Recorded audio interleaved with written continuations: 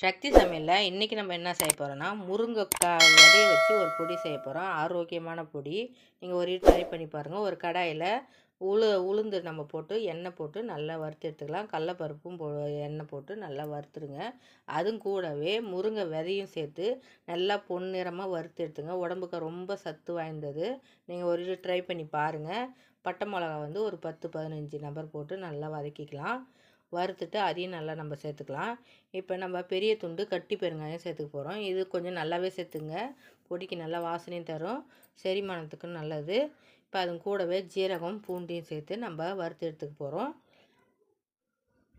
இப்போ நம்ம இதில் என்ன சேர்க்க போகிறோம்னா அரிசி சேர்க்க போகிறோம். அரிசி நல்லா சும்மா ஒரு கொஞ்சமான அளவு எடுத்து நம்ம நல்லா வறுத்துட்டு நம்ம இது கூட சேர்த்து செய்யும்போது டேஸ்ட் சூப்பராக இருக்கும். நீங்கள் ஒரு ட்ரை பண்ணி பாருங்கள்.